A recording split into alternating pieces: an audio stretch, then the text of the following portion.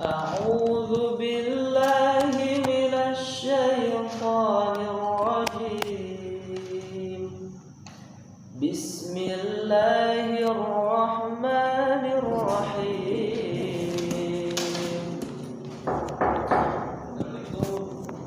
Waalaikumsalam warahmatullahi wabarakatuh. Ya, silakan masuk. Ya, silakan duduk.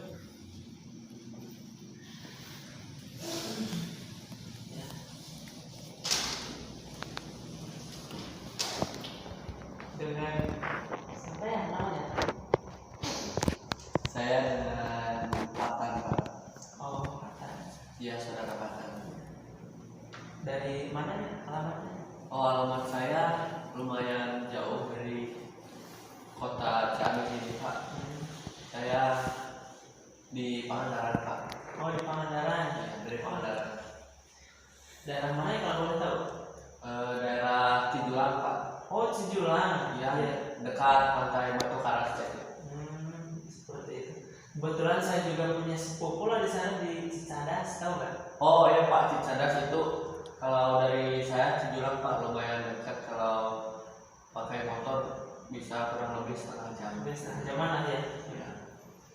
Oh, dari sana, lumayan jauh juga ya. Iya, Pak. Kalau kok bisa tahu alamat bapak di sini ya? Saya bisa tahu alamat Bapak. Kebetulan saya punya teman Oh, teman yang di daerah sini. iya, Pak, daerah sini yang katanya ya, kalau di daerah sini ada konselor gitu, Pak. Jadi saya mau coba gitu sedikit ya, Bapak. Baik, sebelumnya mungkin sudah tahu ya nama bapak. Oh, Pak, belum, Pak. Oh, belum ya. Perkenalkan ya, nama bapak Ade Hilman Zailani. Ade Hilman Zailani SOS. Alhamdulillah saya sudah sarjana. Kemarin lulus di S2 gitu kan. Kalau bapak asli orang sini, bapak orang Ciamis asli sini. Dan alhamdulillah sekarang menjadi konselor gitu kan. Pak, mau maaf saya bilangnya Bapak ada apa Bapak gimana gitu biar enak ya. Manggilnya bapak aja. Oh Ya, iya. bapak. Kalau saya memanggil Patan dengan Bebas saja, Pak. Mau Patan boleh, mau adek atau gimana boleh, Pak. baiklah agar lebih akrab, Depatan aja gitu kan ya. Iya, Pak. Boleh, Pak. Baik. Sebelumnya sudah pernah melaksanakan kegiatan konseling? Belum, Pak. Oh, belum. Baru pertama kali ini. Mungkin memang baru mengetahui juga ya proses konseling. Baik. Mohon izin Bapak untuk menjelaskan ya, perlu Depatan ketahui bahwa dalam proses konseling itu ada konselor yang memberikan arahan. Konseling adalah proses pemberian arahannya, dan konseling ataupun klien adalah yang akan diarahkan ataupun yang sedang memiliki masalah. Adapun konseling dibagi dua. Yang pertama ada konseling individu dan yang kedua ada konseling kelompok. Namun di sini Bapak singkat saja akan menjelaskan mengenai definisi konseling individu. Ya. Perlu ada ketahui konseling individu itu adalah proses pemberian bantuan terhadap proses pemberian bantuan ataupun pemberian arahan terhadap seseorang ataupun ya individu guna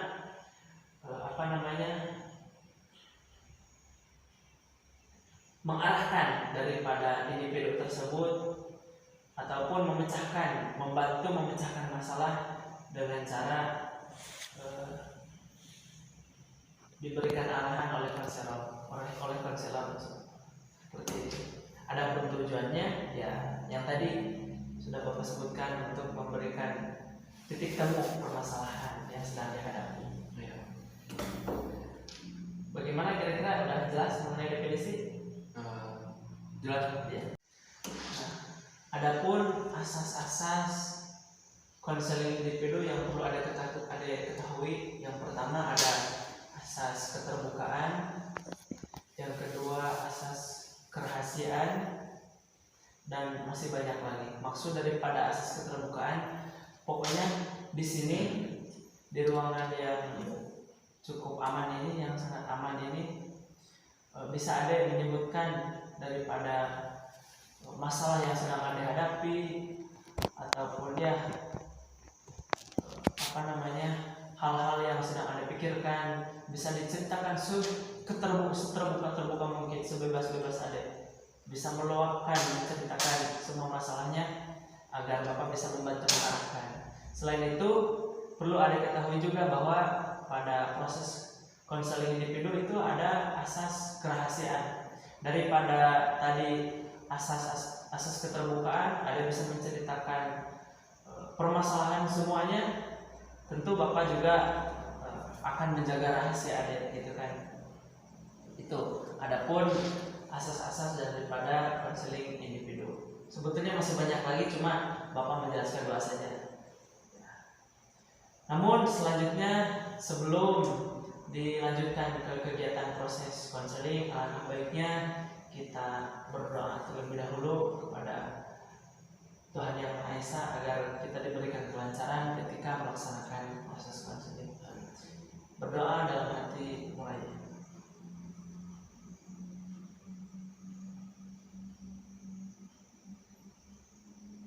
Dapat diakhiri.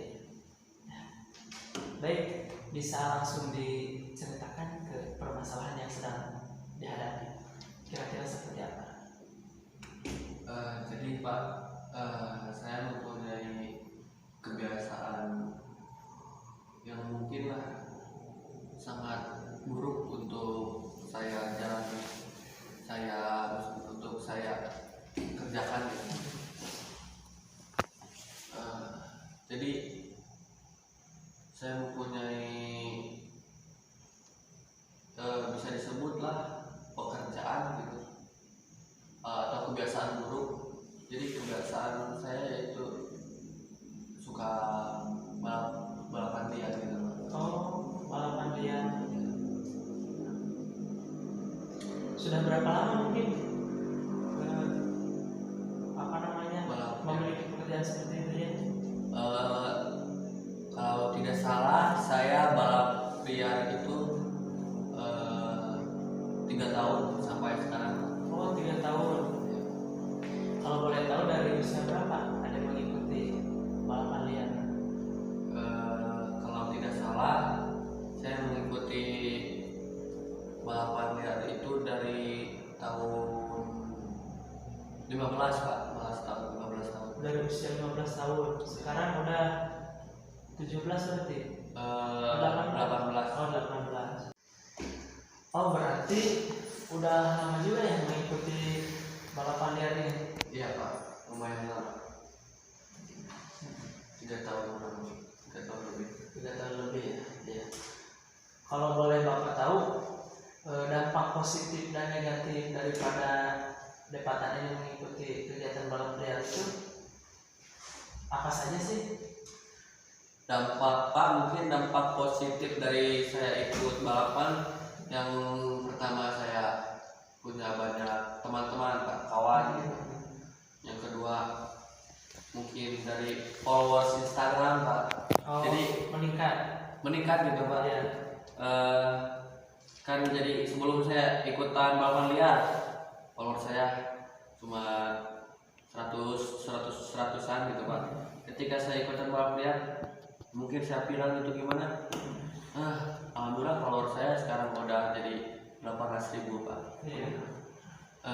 Yang ketiganya mungkin dari faktor dampak positif dari balapan liar. Yang ketiga mungkin uang Pak. Kan dari kalau balapan liar itu suka taruhan Pak. Yang saya suka taruhan itu, yang saya sering ditaruh itu 5 juta. Jadi saya taruhan 5 juta, itu lawan saya juga taruh 5 juta Pak. Ya kalau saya menang, saya dapat uang 10 juta dari yang tadi. Ya kalah. jadi dapat uang 5 juta. Kalau saya kalah 5 juta yang saya punya ludes Pak. Oh seperti itu. Baik, Bapak akan mencoba untuk menanggapi dari dampak positif ya. Ya. Tadi dampak positif yang pertama memang apa namanya banyak kawan. Iya. Ya memang kan sebagaimana apa namanya anjuran daripada Rasulullah juga itu kan harus diperbanyakin kawan itu, asalkan jangan lawan gitu kan. Jadi sebagaimana pepatah mengatakan teman 1000 itu masih kurang dan musuh 1 orang itu adalah sudah kebanyakan gitu kan. Itu kalau melihat daripada kawan. Memang ya kita harus memperbanyak kawan, sangat setuju sekali ya. Dan dampak positif yang kedua itu apa tadi? Followers. Oh iya, followers. Jadi followers di Instagram itu kan meningkat. Coba deh Bapak ingin tanya, emang apa sih yang apa namanya dampak daripada kenikmatan ataupun yang ada nggak rasa memiliki kepuasan bahwa followers Instagram itu meningkat? Ya saya rasakan Pak, ya jadi ketika followers saya banyak itu Pak, mungkin orang lain sebut saya wah jadi hebat gitu atau gimana Pak, jadi terkenal gitu Pak. Oh, jadi ya. Jadi ada rasa kepuasan ya di balik ya. Apa namanya followers meningkat itu ya memang seperti itu. Dan yang terakhir itu tadi ada menyebutkan bahwa mendapatkan uang gitu kan. Kalau boleh Bapak tahu ada ini beragama apa ya? Islam Pak. Agama Islam ya.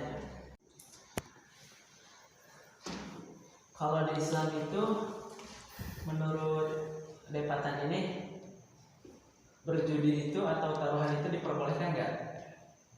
Mungkin tidak Pak, tidak diperbolehkan. Sebetulnya bukan mungkin lagi, memang tidak diperbolehkan dikarenakan apa namanya dilarang ya dalam agama Islam itu berjudi, baik dengan itu main kartu ataupun dengan taruhan seperti balapan liar itu, karena itu merupakan apa namanya ada salah satu bentuk pemangkasan gitulah seperti itu. Dan tentunya taruhan perjudian di dalam Islam itu sangat tidak diperbolehkan sebetulnya seperti itu. Itu melihat daripada dampak positif ya, sebagaimana tadi yang sudah disebutkan. Kalau dari dampak negatif, ada nggak daripada balapan liar yang ada rasakan seperti apa setelah mengikuti balapan liar ini? Kira-kira seperti apa? Mungkin Pak dampak negatif itu lebih banyak daripada dampak positifnya Pak. Dampak negatif yang kalau bisa saya sebutkan yang pertama itu untuk tubuh saya sendiri Pak, karena kan saya tidak tahu kalau balapan yang nanti saya kecelakaan atau gimana Pak. Jadi yang kedua Pak, dari yang saya khawatirkan itu ya kecelakaan. Yang kedua itu masalah kesehatan saya Pak. Jadi karena terlalu sering banyak begadang gitu Pak, karena kan kalau balapan soalnya dimulai jam 12 gitu. Jadi kan saya pasti otomatis saya begadang ya Pak. Jadi kurang tidur Sampai subuh itu sampai jam setengah 2 Pak. jam setengah 2 ya? Iya. Jadi kurang tidur Pak. Jadi kan kalau kurang tidur jadi saya kurang fit badannya gitu kan ya, pada gimana. Yang ketiga karena saya suka balapan liar Pak. Suka balapannya kan di tengah malam ya Pak. Jadi besoknya ke sekolah bolos itu gimana. Yang keempat mungkin boros uang, karena kan ya kalau kalah pasti boros Pak uangnya Pak. Hilang ya uang Hilang. Seperti yang kelima mungkin ketika saya banyak kawan, otomatis ketika saya banyak kawan saya juga punya banyak lawan Pak.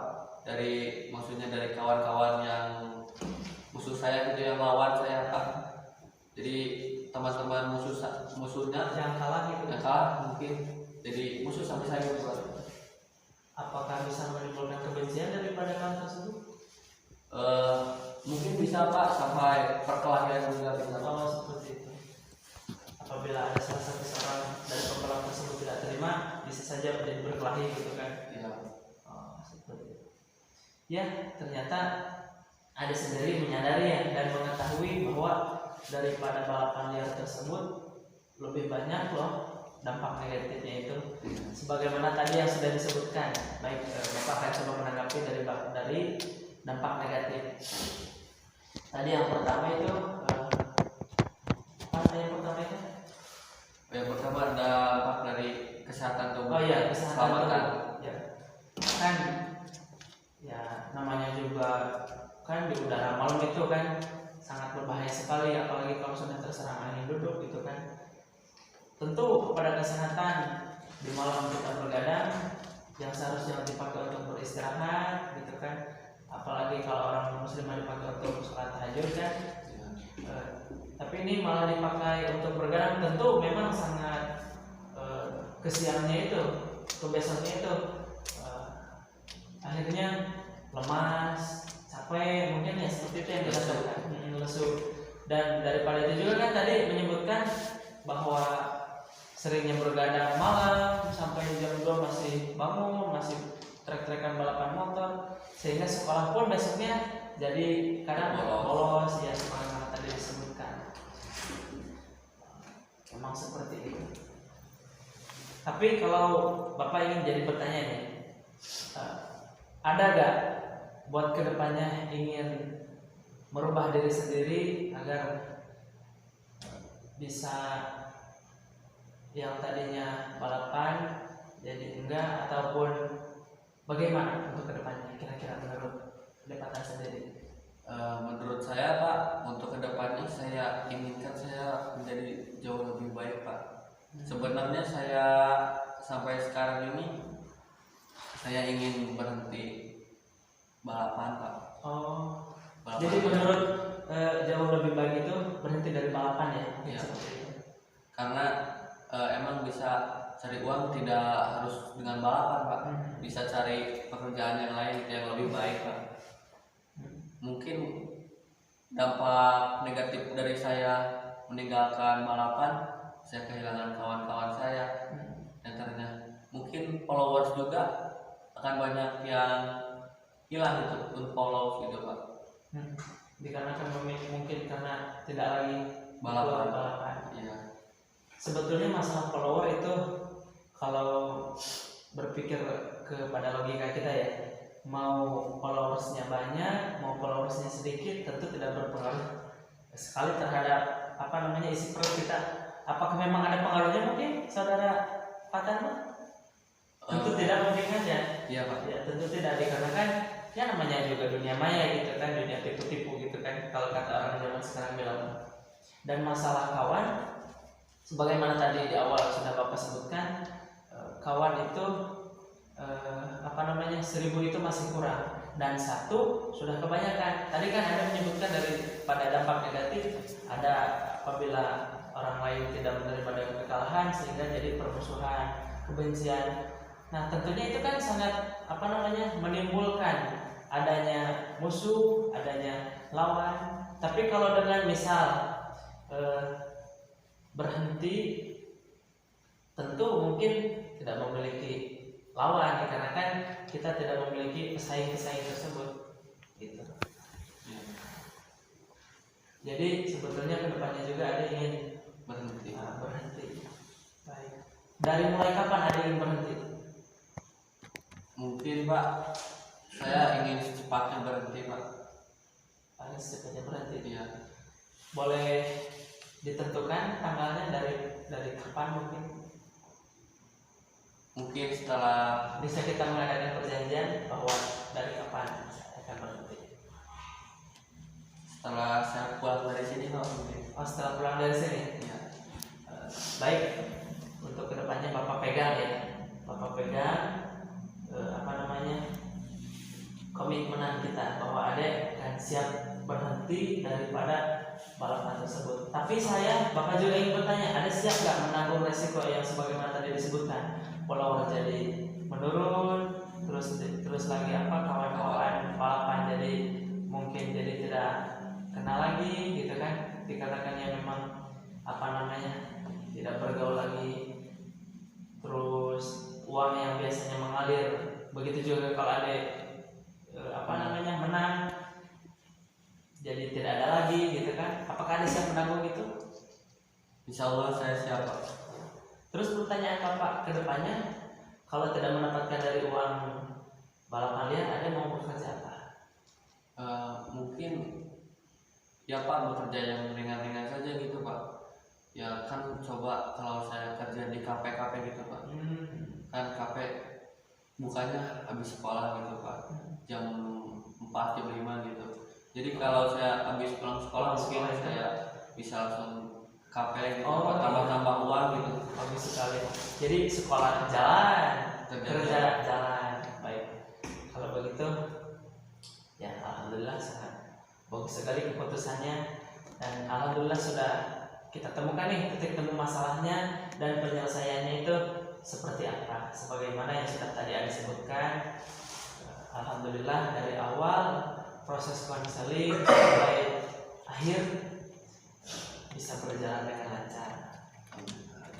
Baik, kalau begitu gimana kalau kita mengadakan perjanjian untuk minggu ke depannya? Siap? Perjanjian gimana Pak? Jadi perjanjian seperti ini, apabila nanti di minggu ke depannya Bapak akan lihat, Bapak akan kontrol, menunggu kabar dari adik, ingin membuktikan bahwa adik memang sudah berhenti daripada balapan liar.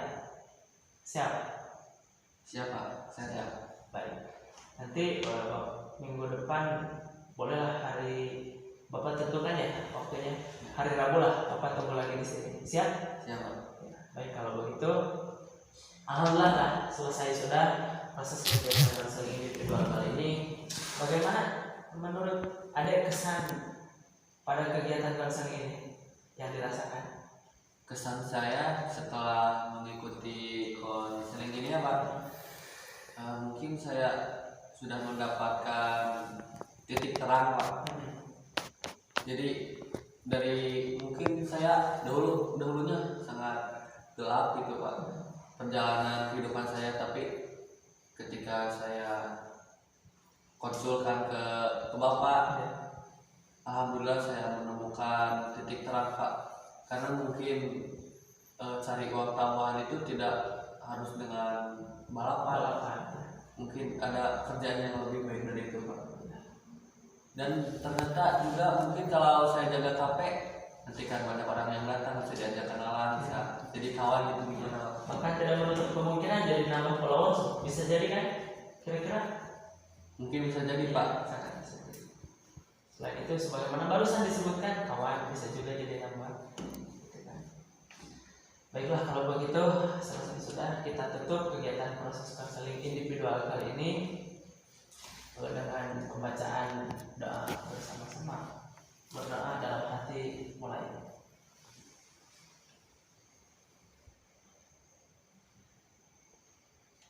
Baik, dapat diakhiri. Terima kasih atas kedatangannya ke ruangan Bapak, dan semoga hubungan silaturahim kita bisa tetap terjaga, terjalin, kuat, dan panjang ke depannya menjadi keluarga.